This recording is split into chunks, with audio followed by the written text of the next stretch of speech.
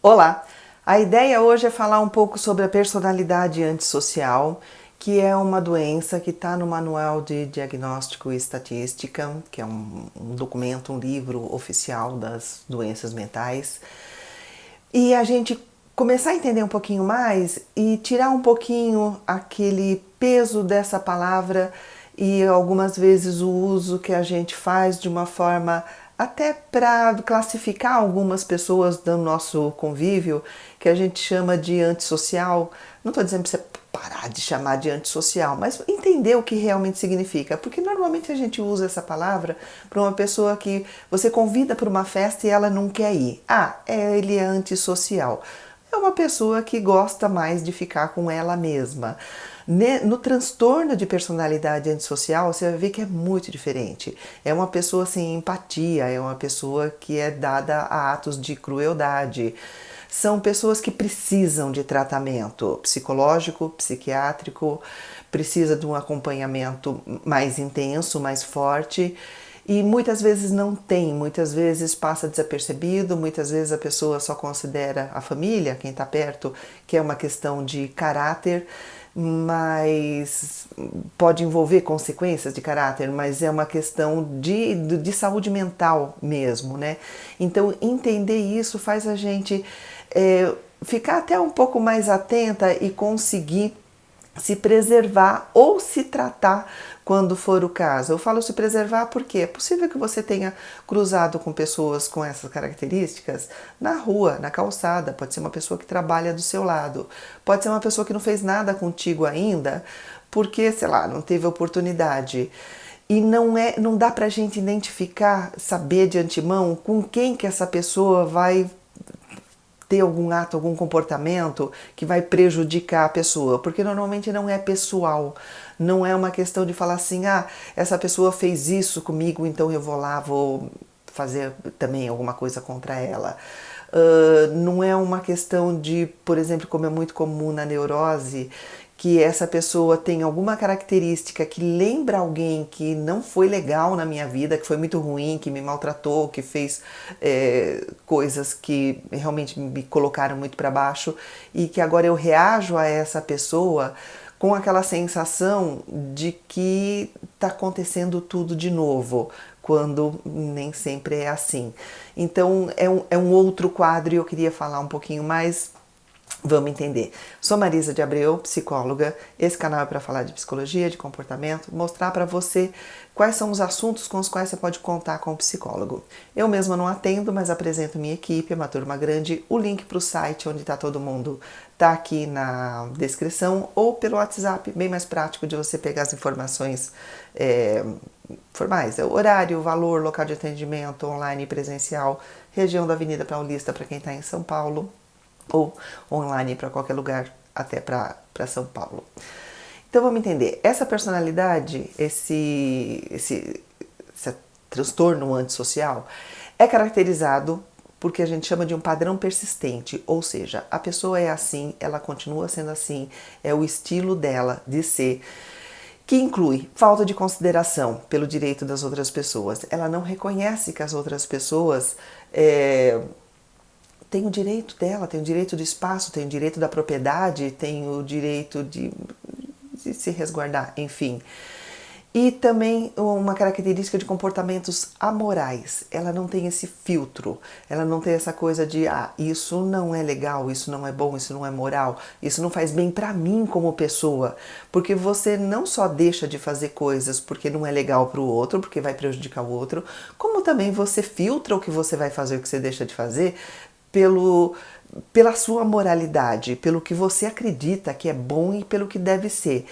A pessoa do transtorno de personalidade antissocial não tem esse filtro. Elas podem ser muito manipuladoras, muito impulsivas, muito agressivas e irresponsáveis. Elas não consideram as consequências dos atos dela, não consideram o que pode acontecer com ela se fizer, né, uma maldade, uma crueldade, um descaso, sei lá, alguma coisa que está fazendo muito mal para outra pessoa. ela não se importa com as consequências, elas não prevêem as consequências e quando acontece também não tem sentimento na própria pele com relação ao que aconteceu. Não ficam mal, né? Porque viu que o outro se prejudicou, porque ela mesma se prejudicou, ela não fica mal. Ela tá lá, ela continua vivendo, continua fazendo as coisas. E ela pode causar muitos problemas para ela mesma, né? Porque ela não percebe, meio que não liga, né? Porque está acontecendo de ruim na vida dela, porque ela está perdendo as pessoas que estão saindo da vida dela, as pessoas que estão até com retaliação, né? E, só que afeta significativamente as pessoas que estão à volta dela. Porque, como eu falei, não tem filtro, não é específico contra uma ou outra pessoa. Não é essa pessoa aqui, eu não dou bem com ela porque ela fez isso, porque ela... Não tem essa... É qualquer pessoa. E aí as pessoas se afastam, as pessoas vão embora. Ou ela se une às pessoas que têm o mesmo estilo, que têm a mesma forma de agir sem filtro. E o que é isso? É um distúrbio caracterizado por um comportamento totalmente imprudente e desafiador. Parece que o desafio para a pessoa é algo que impulsiona até a fazer as coisas. Uma total falta de empatia e de alteridade. E como eu falei, de consciência das consequências. E empatia, o que é? Você conseguir se colocar no lugar da outra pessoa, você ter o mesmo sentimento que aquela pessoa está tendo quando você vê que a pessoa não está muito legal, ou quando a pessoa está muito bem, quando você fica feliz por alguém estar feliz, isso é empatia. Quando você se sente mal, quando você fala, poxa, você tem aquela angústia porque aconteceu alguma coisa muito ruim com alguém, isso é empatia. E alteridade. Alteridade é você reconhecer que a outra pessoa é diferente de você e respeitar essa diferença. Alteridade inclui até a curiosidade de querer saber como é, né? Por exemplo, você é mãe solo. Como é ser mãe solo? O que você passa? Quais são as coisas que acontecem? Ou você é gerente numa empresa muito complicada. Quais são os problemas que você passa? Essa curiosidade que leva a ter um sentimento por essa pessoa é alteridade e a pessoa do transtorno antissocial simplesmente não tem. Normalmente inclui um histórico de comportamento criminal. Imagina, né? Por conta dessa falta de senso aí de consequência, de responsabilidade, ela faz o que ela acha que tem que fazer. É legal, é ilegal, posso ser preso, não importa, sai fazendo o que dá na telha. É um distúrbio grave, né? É realmente muito grave. Inclui muito problema no trabalho dela, na família, nas relações de amigos. Como eu te falei, os amigos acabam sendo filtrados. Só acaba ficando por perto dessa pessoa aquelas pessoas que acham isso legal, né? Que de alguma forma admira, que de alguma forma acha que a pessoa é ousada e que isso é interessante e não são pessoas que colaboram, né? Pro bem dessa pessoa. Pode incluir agressão física, roubo, mentira, manipulação em todos os ambientes, em todos os lugares.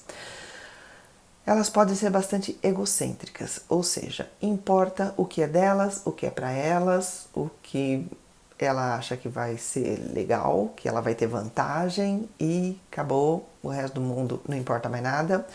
Pode estar relacionado com a sociopatia.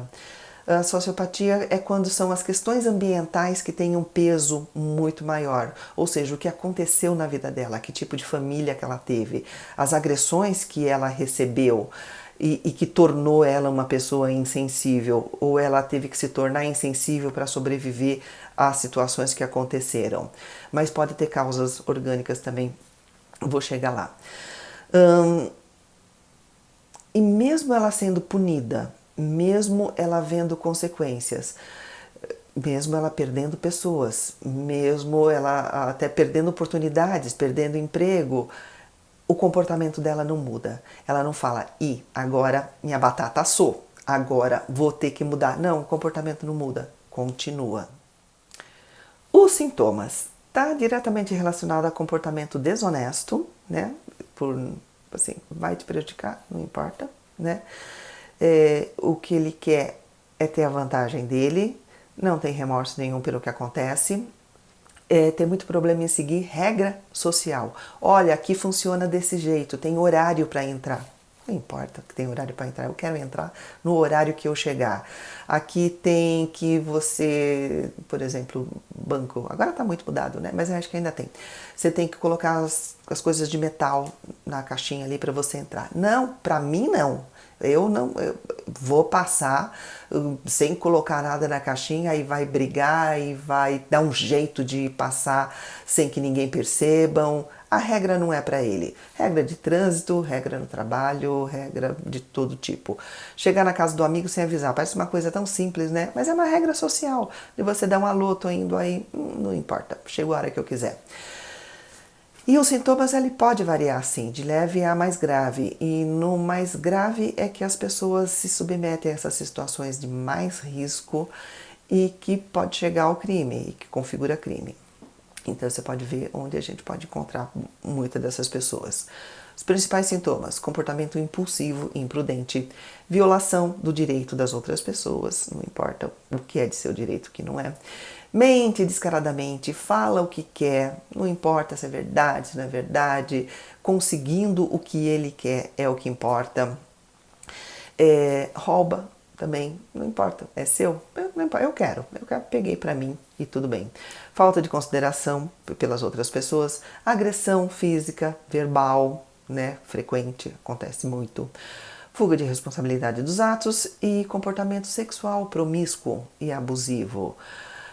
A gente não pode dizer que todas as pessoas que tenham uma dessas características a gente já pode botar no pacote do antissocial, mas são indícios que um profissional, por exemplo, vai analisar o contexto todo, desde quando está acontecendo, o porquê que está acontecendo e pode chegar no diagnóstico.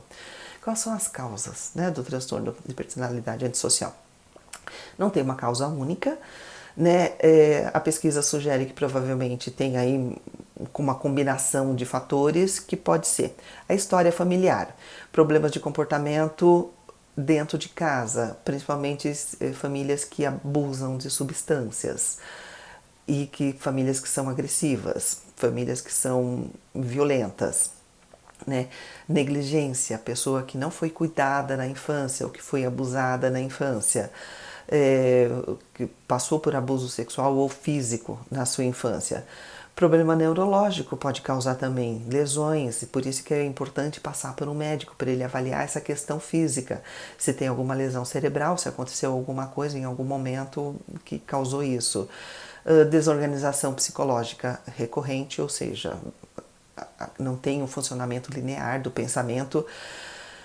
E a presença de outros transtornos psíquicos. Muitas vezes tem uma comorbidade, tem situações que vão acontecendo em paralelo e que tudo tem que ser levado em consideração para chegar no diagnóstico. Falando no diagnóstico, então, como é que ele é feito? É feito sempre por um profissional de saúde mental, um psiquiatra, um psicólogo, que vai ter o conhecimento mais amplo de tudo que pode acontecer e chegar na conclusão. Eles usam os critérios do DSM, Manual Diagnóstico e Estatístico de Transtornos Mentais, que inclui alguns itens, que eu vou te contar aqui quais são. Que é um comportamento social persistente e repetitivo em várias áreas da vida. Se a pessoa tem esse tipo de comportamento num ambiente só, num local só, ela é assim só em casa, mas na rua com os outros ela é bacana. Ou só naquele trabalho que ela teve, nos outros não aconteceu. Aí vamos pensar em outro quadro, não necessariamente nesse. Normalmente inicia na infância e na adolescência. Se a pessoa começou com esse comportamento, com essas reações, depois de adulto, também podemos pensar em outra situação, porque depois de adulto já está com o seu cérebro formado, já está com poder de decisão, de análise, de elaboração num outro patamar, e que aí a gente pensa em outras situações e não no antissocial.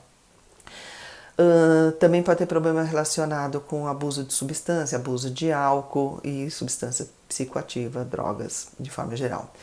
Além desses critérios do Manual Diagnóstico Estatístico, o profissional, o psicólogo, o psiquiatra, também vai considerar a história da família, o que aconteceu, onde ele nasceu, como é essa família, o que acontece dentro de casa, o que aconteceu dentro de casa, desde que ele nasceu, o que está acontecendo agora, né, com essa pessoa, os traumas, as vivências que ela teve, para se chegar no tratamento.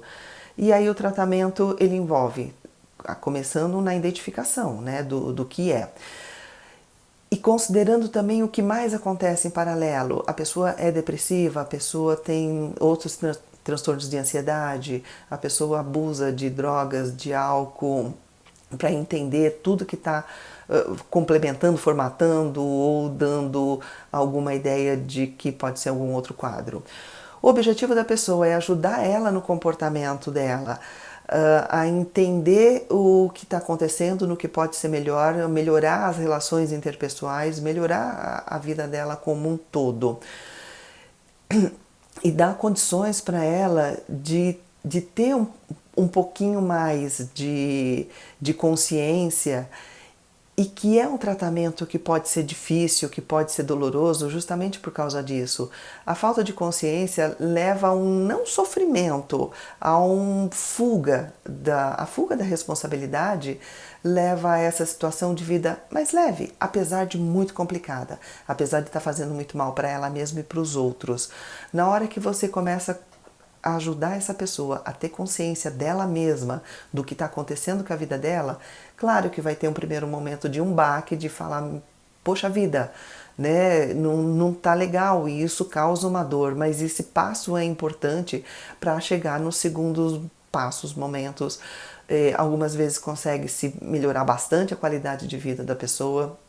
Vai depender de caso a caso, vai depender das condições dessa pessoa, vai depender até do quanto que ela está empenhada, vai depender do quanto ela percebe ou ela tem uma certa pressão para se tratar, para se curar e para perceber que sim, não está dando mais para continuar do jeito que está.